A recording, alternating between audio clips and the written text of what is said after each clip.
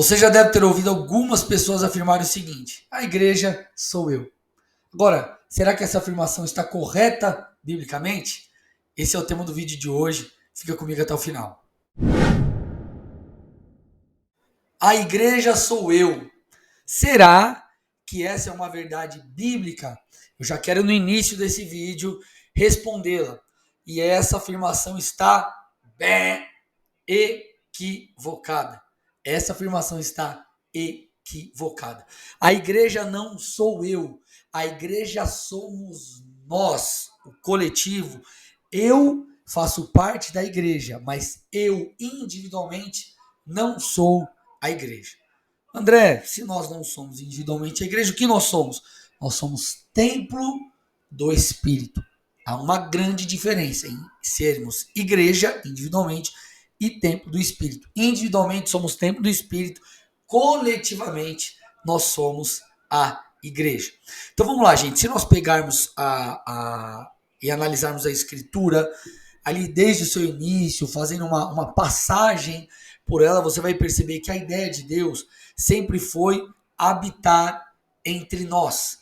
Lá em Gênesis 2:8, a Bíblia diz: o Senhor Deus plantou um jardim no Éden para os lados do leste e colocou o homem ali, né? O homem que havia criado. Então Deus ele plantou um jardim no Éden, colocou o homem ali e nesse lugar que era a habitação de Deus, Deus se manifestava. Deus então se relacionava com o homem. Nós avançamos mais à frente nas escrituras, nós percebemos então, né, pecado do homem e tudo mais. Então Deus pede a Moisés que construísse um tabernáculo. Para quê? Para que de alguma forma, em alguma medida, Deus pudesse habitar entre o povo.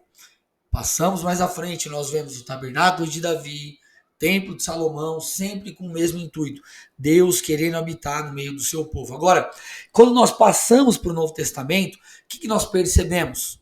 Novo Testamento, Atos 17:24. Ele é o Deus que fez o mundo e tudo que nele há. Uma vez que é o Senhor dos céus e da terra, não habita em templos feitos por homens. Então, o que nós percebemos no Novo Testamento? Deus, ele deixa de habitar em templos, ok? E ele passa a habitar em nós. 1 Coríntios 6, versículo 19, a Bíblia diz: vocês não sabem que o seu corpo é o templo do Espírito Santo que habita em vocês, lhes foi dado por Deus. Então, a morada de Deus, ela deixa de ser um local físico, se assim eu posso dizer, entre aspas, ok? E Deus passa a habitar em nós. Nós individualmente nos tornamos morada ou templo do Espírito. Agora, entenda uma coisa, não é porque eu sou morada de Deus que eu sozinho sou igreja. Eu individualmente sou a habitação. Coletivamente, nós somos a igreja. Então, a igreja não sou eu, a igreja somos nós. Reforçando o que eu já disse, ok? O apóstolo Paulo, gente, quando ele vai falar à igreja de Corinto, ele fala que nós somos o corpo de Cristo. Isso mostra isso fala dessa corporatividade, se assim eu posso dizer, da igreja. Fala dessa coletividade. E falando sobre a igreja como um corpo, 1 Coríntios 12, 19 e 20, Paulo diz assim, ó: o corpo deixaria de ser corpo se tivesse apenas uma parte. Olha lá. Assim há muitas partes, mas um só corpo. O que Paulo está falando? Paulo está dizendo assim, ó: a igreja, ela não é uma pessoa. A igreja somos nós. Se fôssemos apenas, se houvesse apenas uma parte, não seria o corpo. Ok? Então qual é a dinâmica? Nós, eu, você que está me assistindo, nós somos cada um peça, parte de um corpo, de um coletivo chamado Igreja de Cristo, corpo de Cristo na terra. 1 Coríntios 12, 27 diz: juntos, presta atenção, juntos, todos vocês são o corpo de Cristo e cada um é uma parte dele, ok? Então nós precisamos entender o seguinte: Deus nos chama para estarmos conectados uns com os outros. E esse capítulo de Paulo aos Coríntios, capítulo 12 da primeira carta, é muito especial nesse aspecto. Porque ele também diz o seguinte, ó: versículos 14 a 18. De fato, o corpo não é feito de uma só parte, mas de muitas partes diferentes. E aí ele continua. Se o pé diz, eu não sou parte do corpo, porque eu não sou a mão, acaso por isso deixa de ser parte do corpo? E se a orelha diz, eu não sou parte do corpo, porque não sou o olho, será que por causa disso, por isso, ela deixa de ser parte do corpo? Se o corpo todo fosse olho, como vocês ouviriam? Se o corpo todo fosse orelha, como sentiriam o cheiro de algo? Mas nosso corpo tem muitas partes e Deus colocou cada uma delas onde Ele quis. Versículo 25. Isso faz com que haja harmonia entre os membros, de modo que todos cuidem uns dos outros. Opa! Olha lá. Então o texto está falando que nós somos várias partes, ok? E um ajuda o outro, um coopera com o outro, um cuida do outro, um usa o seu dom específico para abençoar o outro que não tem esse dom. E o outro que tem um dom abençoa esse um que deixa de ter. Então, o que nós percebemos? No corpo de Cristo há necessidade de comunhão e interdependência. Deus não te chamou para caminhar sozinho, ok? Por isso você precisa estar conectado ao corpo. Você já viu uma mão desconectada do corpo? Não faz sentido. Ela nem sobrevive, ok? Então nós precisamos estar inseridos ao corpo. Não apenas ao cabeça que é Cristo, mas ao corpo. Tem gente que fala assim, não, eu só sigo a Cristo, eu não ando em comunhão com irmãos, eu não congrego em uma igreja. Está errado. Por quê? Porque nós fazemos parte de um corpo, e o corpo não anda sozinho. Hebreus 10, 25, a Bíblia diz, não deixemos de nos reunir, como fazem alguns. Olha lá, esse problema já era um problema desde aquele tempo. Mas encorajemos-nos mutuamente, sobretudo agora que o dia se aproxima. Então, não deixemos de congregar. Congregar, no original grego aqui, fala sobre juntar. Juntar uns com os outros. Por isso que não dá para você ser simplesmente um membro online, ou um membro distante, ou um membro que não se envolve. Você precisa se envolver com a igreja local, tendo comunhão com os irmãos, participando de grupos menores, se envolvendo no serviço ministerial como um voluntário, enfim. Não existe igreja sem comunhão. Não existe igreja sozinho. Ok? Então, a intenção de Deus não é que você caminhe com alguém desigrejado, mas compreendendo onde Deus te plantou, você ali permaneça. Salmos 92, 3, a Bíblia diz, ó, plantados na casa do Senhor, florescerão nos atos do nosso Deus. Como nós vamos florescer se nós não estamos plantados? Como nós vamos dar frutos se nós não caminhamos junto com outras pessoas? Ok? Então, Deus estabelece o nosso sistema de raízes em um lugar. E nós precisamos, estando ali estabelecidos, desenvolver, crescer, nos envolver, permitir ser transformados, nos permitir crescermos uns com os outros. Você está me entendendo? Espero que sim. Uma das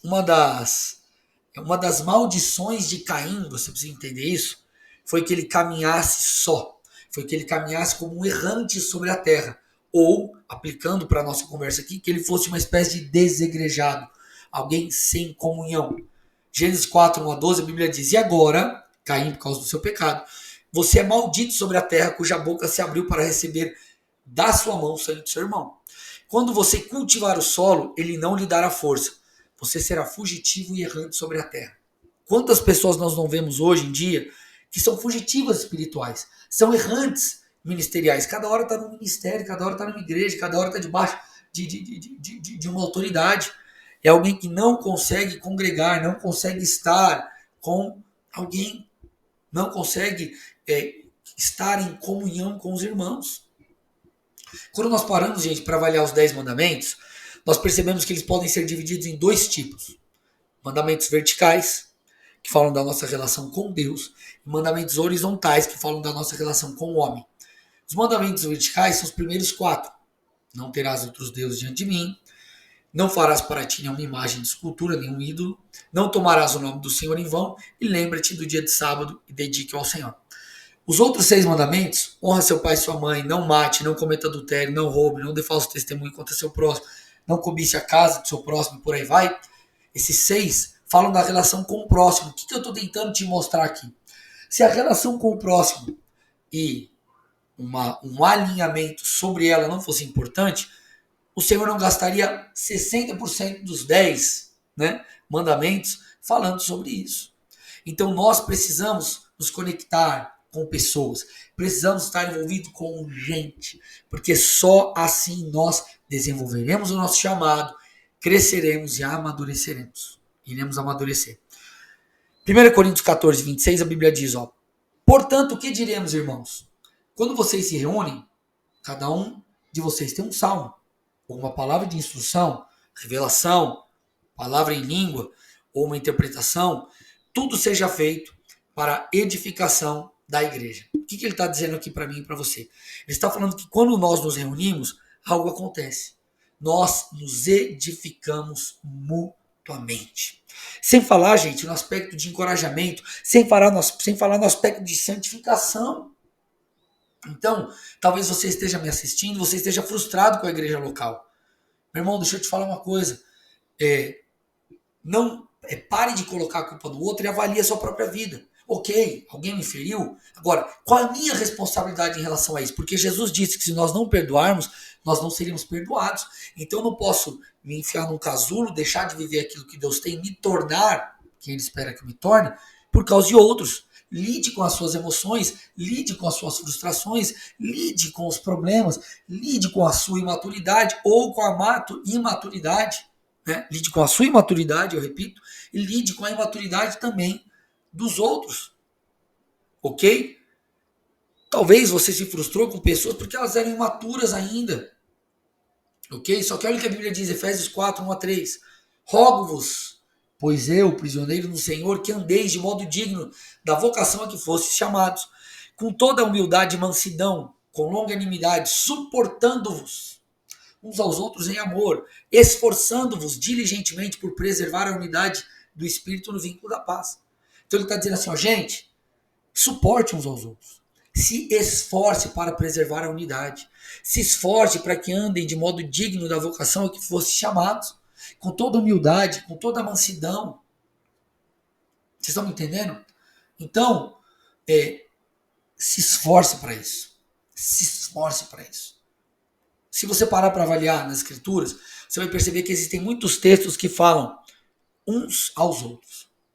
Cumprimentem uns aos outros. Por exemplo, Romanos 16, 16. Animem uns aos outros. 1 Tessalonicenses 4, 18. Perdoem uns aos outros. Colossenses 3, 13. Edifiquem-se uns aos outros. Romanos 15, 2. Sirvam uns aos outros. Gálatas 5, 13. Levem os fardos pesados uns dos outros. Gálatas 6, 2. Aceitem-se uns aos outros como Cristo os aceitou. Romanos 15, 7. Cuidem uns dos outros. 1 Coríntios 12, 25. Usem seus dons para o bem uns dos outros. 1 Pedro 4, 10. Hospedem uns aos outros. 1 Pedro 4, 9. Orem uns pelos outros. Tiago 5, 16. Gente, o que eu estou tentando falar aqui para vocês? Vida cristã requer comunhão. Quando você anda em comunhão com outros, quando você congrega, quando você vive a vida da igreja, essa vida na vida, sabe o que acontece?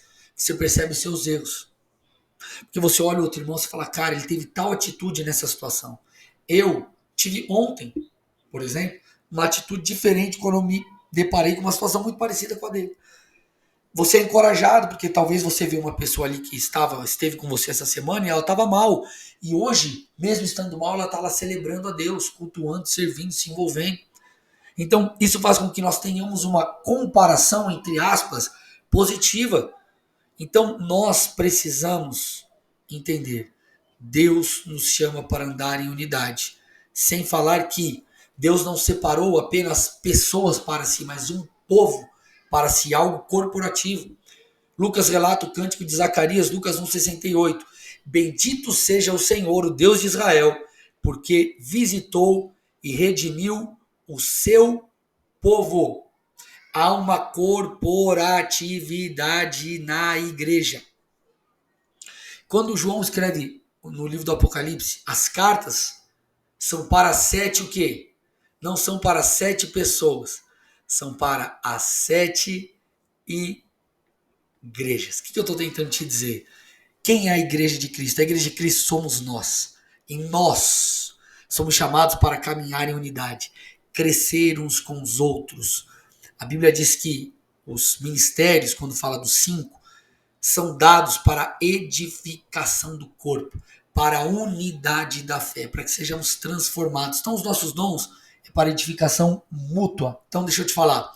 Se você está frustrado com a igreja local, perdoe quem você precisa perdoar, ok? Resolva as coisas dentro de você, procure pessoas se necessário for. Se você ferir alguém, procure, peça perdão, mas não deixe de congregar. Não permita que as suas experiências pessoais formem uma teologia diferente daquela que é a bíblica.